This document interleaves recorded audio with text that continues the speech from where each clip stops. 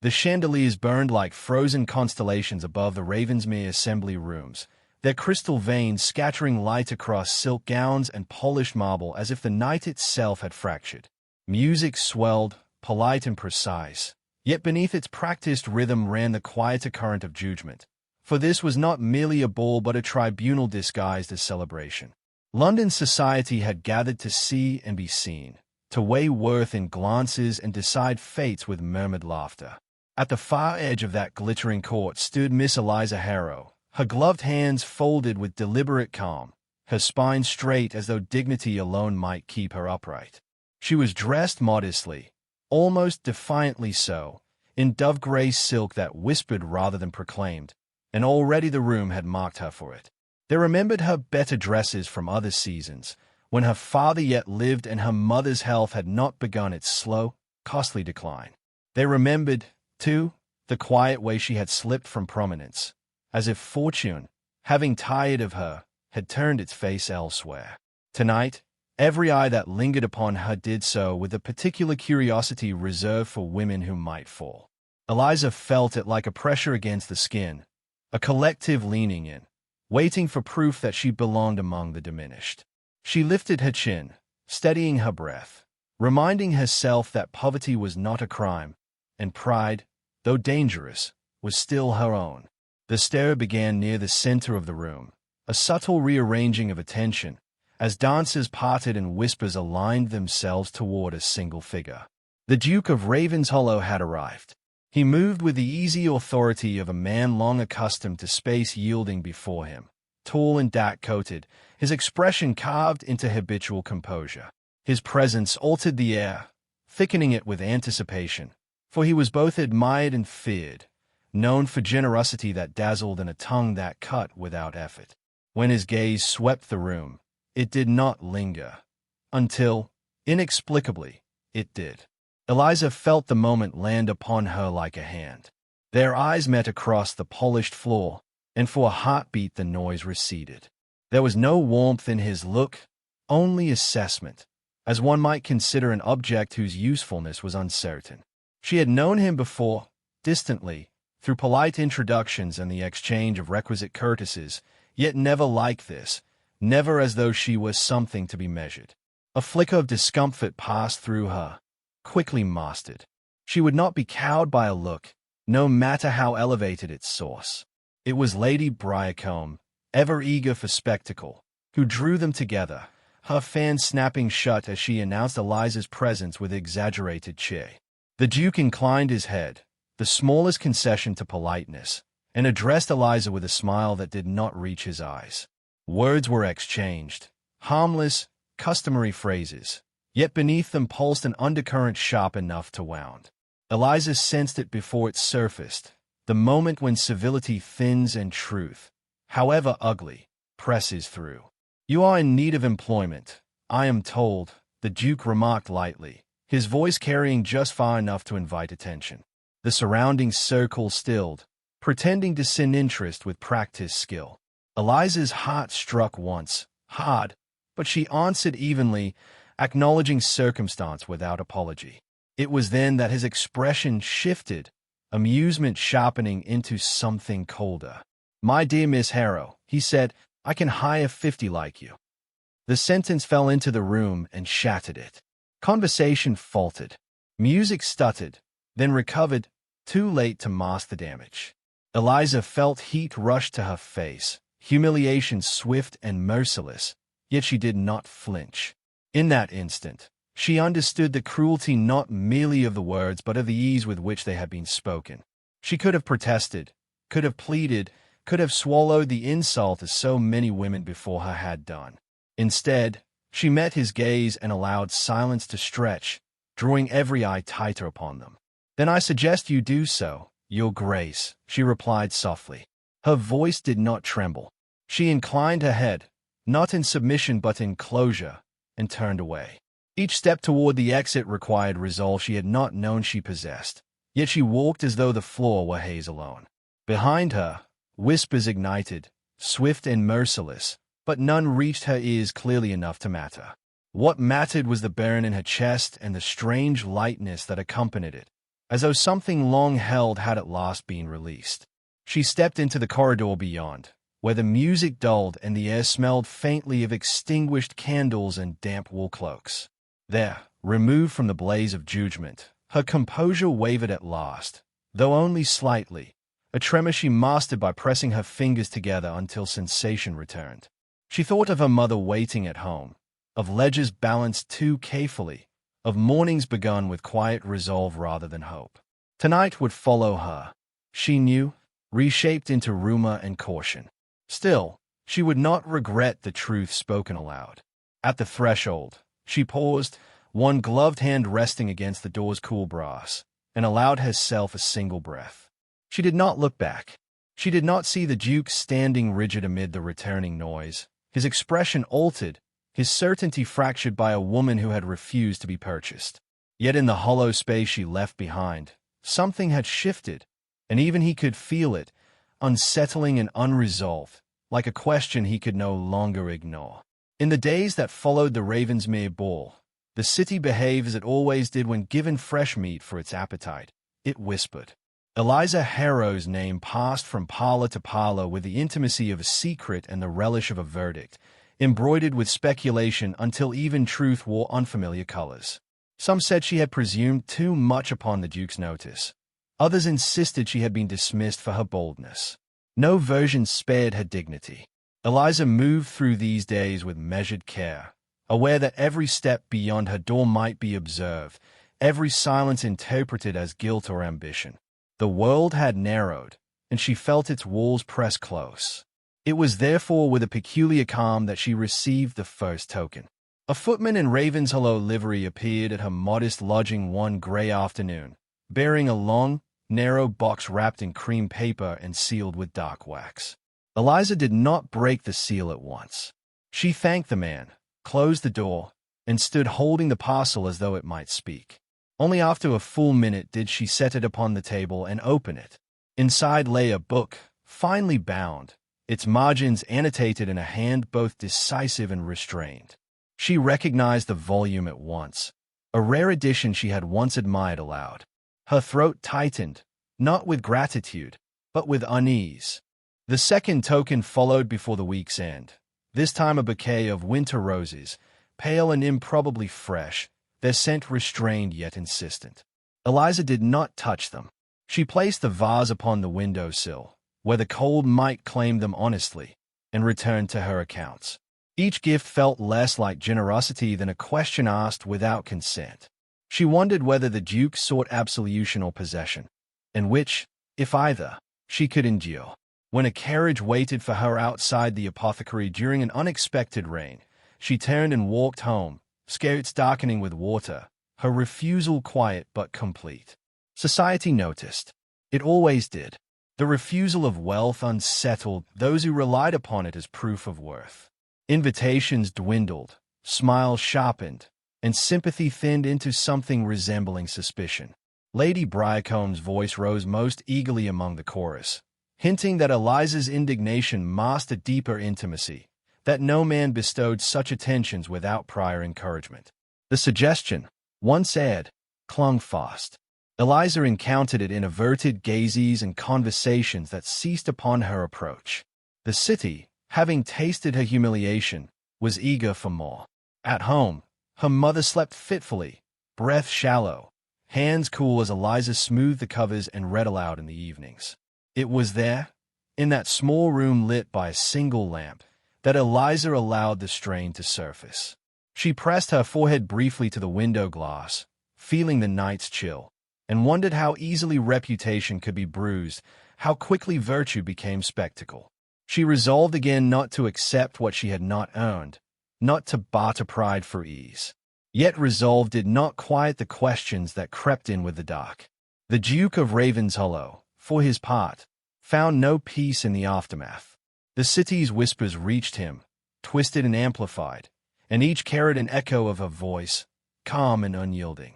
He had intended the tokens as restitution, perhaps even as kindness, yet her refusals unsettled him more than anger would have done.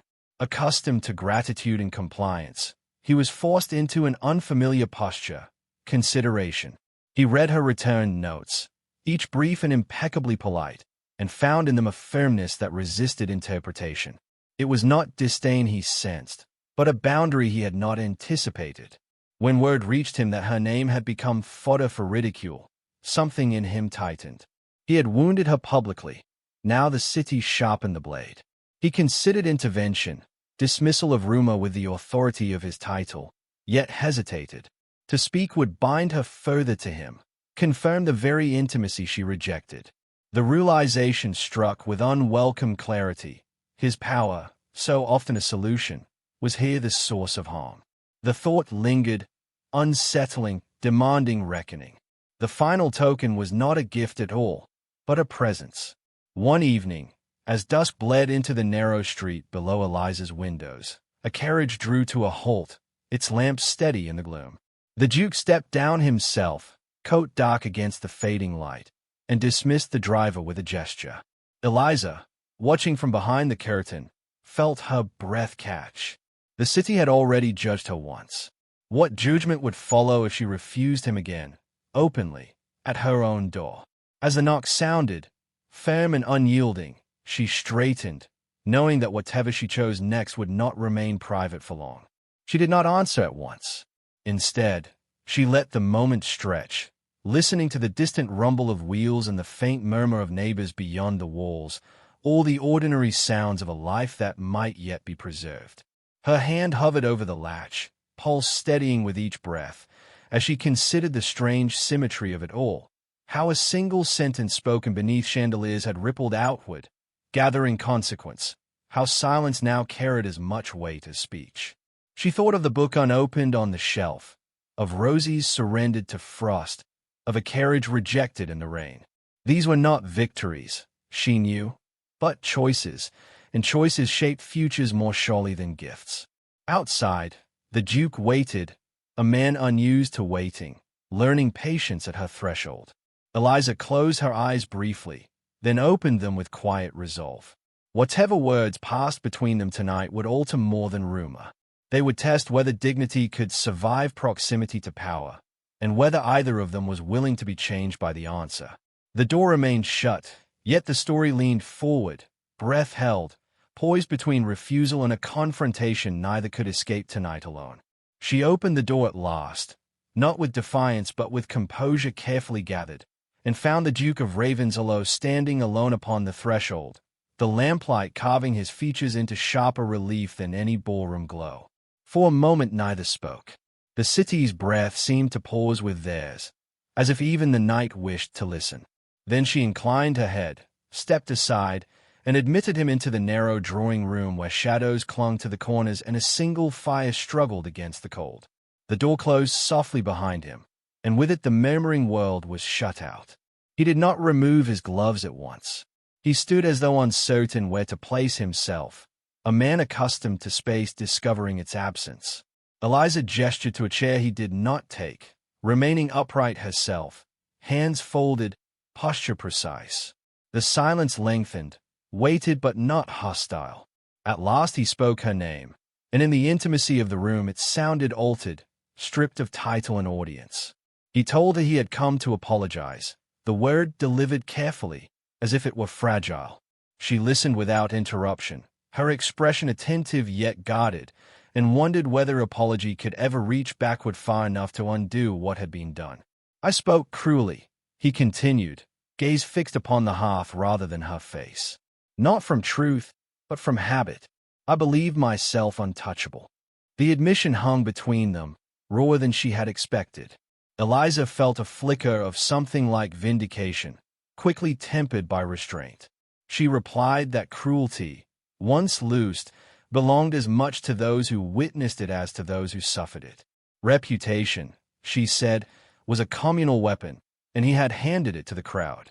Her voice remained even, yet beneath it trembled a weariness born of vigilance. He turned then, meeting her eyes fully, and for the first time she saw uncertainty there.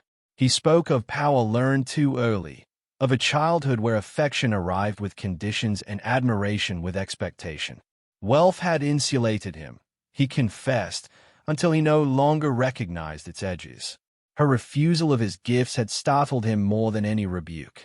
"I'm accustomed to being wanted," he said quietly. "I am not accustomed to being denied." The candor unsettled them both. Eliza felt the room contract around the truth of it. She answered not with accusation but with her own confession. She spoke of her father's death, swift and unceremonious, of the accounts left in disarray, of mornings begun with calculation rather than comfort. She told him of her mother's failing health, the careful rationing of strength and hope, the constant arithmetic of survival. She had learned, she said, that dignity was often the last possession left to those without means, and she would not surrender it, not even for ease. The words cost her more than she let show, yet once spoken they steadied her, anchoring her resolve. The Duke listened without interruption, hands clasped behind his back, shoulders no longer squared for command but bent toward attention. The fire popped softly, a small, ordinary sound that emphasized the extraordinariness of their exchange. When she finished, he did not answer at once. Silence returned, altered now, less adversarial, more contemplative. He removed his gloves then, setting them aside with deliberate care, as though divesting himself of armor. "I cannot undo the harm," he said finally, "but I would understand it, if you would permit me." Something shifted within her at the request, subtle yet unmistakable. To be asked, rather than assumed, unsettled her defenses. She considered the risks, the proximity of his presence, the ease with which misunderstanding could return. Yet she also recognized the rarity of such an admission from a man of his standing. She nodded once, granting neither forgiveness nor refusal, but something between. The air seemed to ease, the fire burning a fraction brighter, as if encouraged. He stepped closer, not invading her space but closing the distance enough that she could see the fine lines at the corner of his eyes, the evidence of years spent in scrutiny and command. His voice lowered, stripped of its public cadence.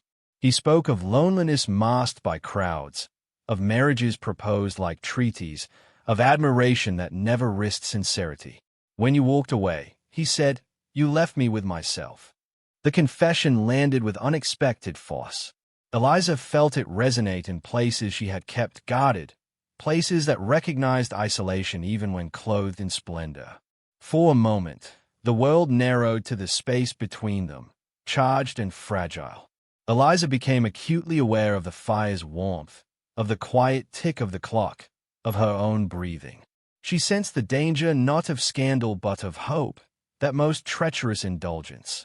He extended his hand then, slowly, palm open, an invitation rather than a claim. The gesture was restrained, almost formal, yet its meaning trembled beneath the surface. Time stretched, balancing upon that offered hand. Eliza's fingers twitched, the instinct to respond warring with caution honed by experience. She imagined the ease of surrender, the comfort of being chosen, the peril of believing it might last. Her gaze lifted to his, searching for certainty she knew no human could provide. With a measured breath, she stepped back, not in rejection but in preservation, her hands returning to their composed fold. The space reopened between them, altered but intact. He did not protest, did not advance, only lowered his hand with a quiet acceptance that spoke of learning begun but not complete.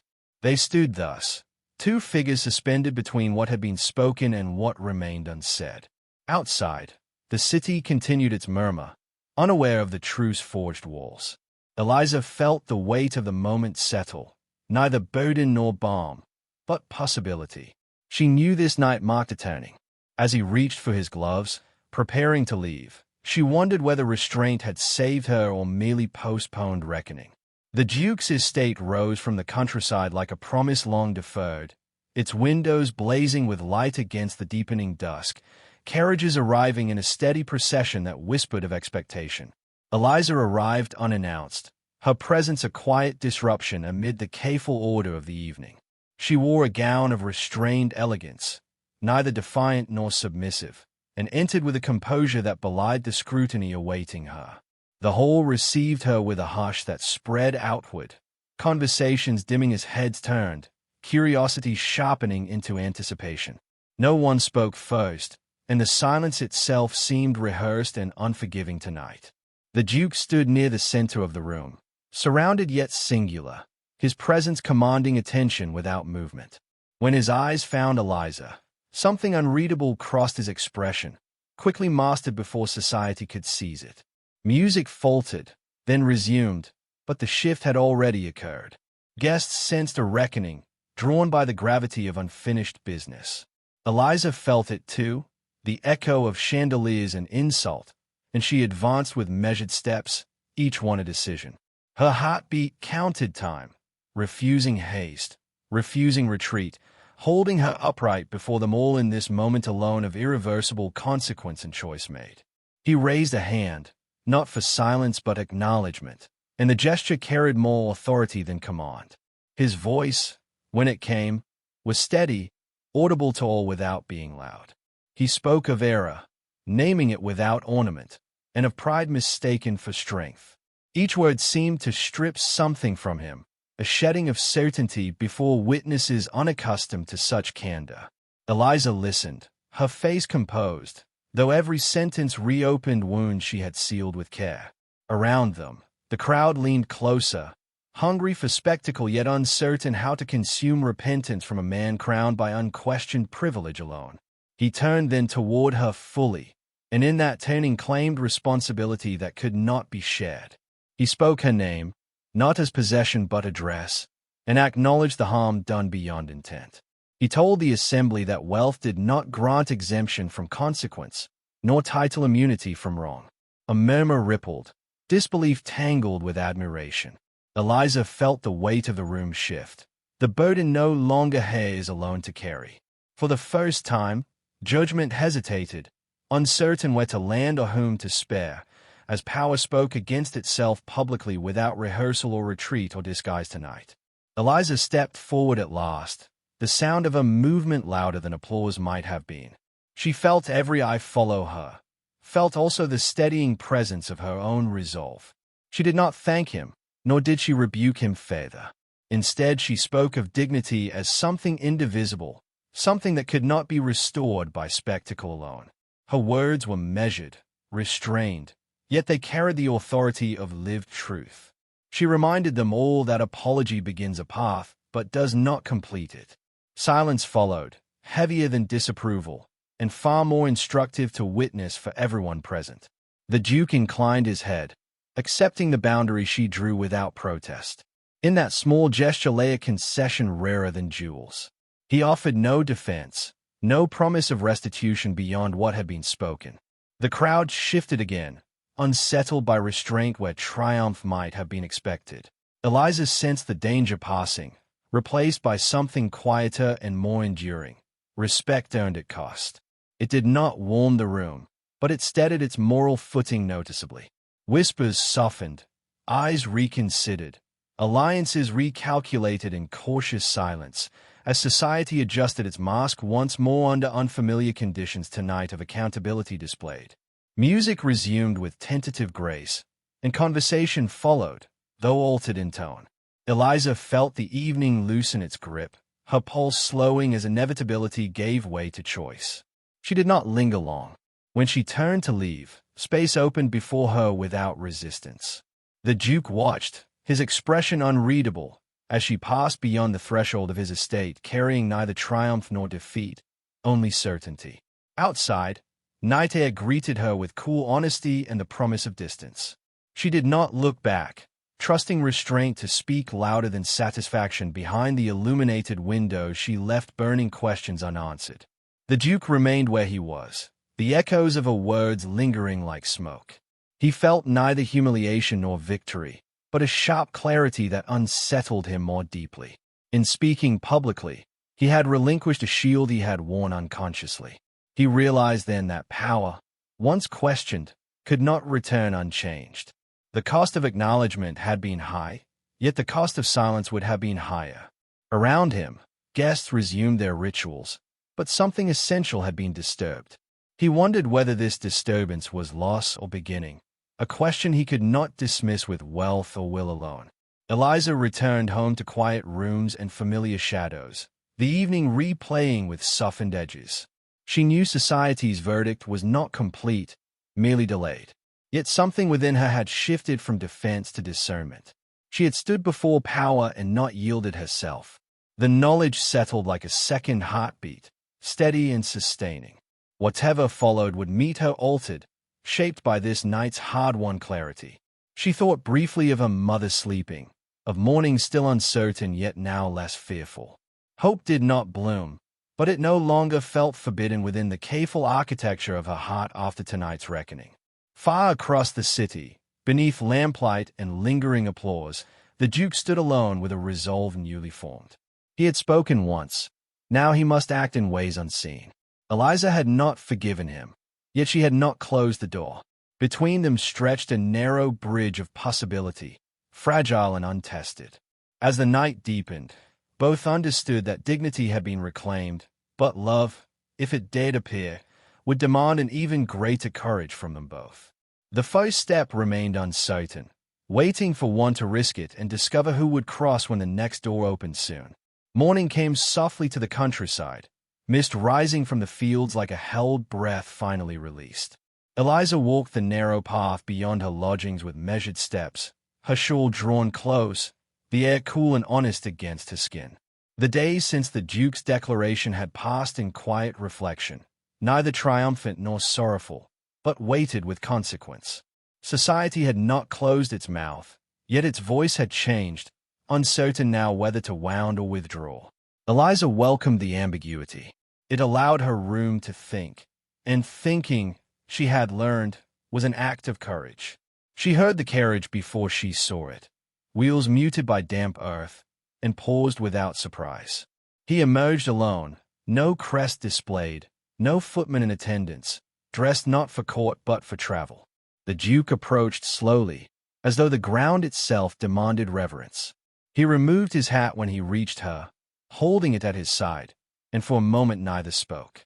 The space between them was not charged as before, but clear, stripped of performance. It was a meeting chosen, not imposed, and that distinction altered everything. "I will not ask you to forgive me," he began, his voice low, unadorned. "Nor to forget." He told her instead of decisions made since that night, of invitations declined, of arrangements altered quietly, of influence used not to erase scandal but to correct imbalance where he could. He did not present these actions as penance, only as responsibility. Eliza listened, studying his face, noting the absence of expectation.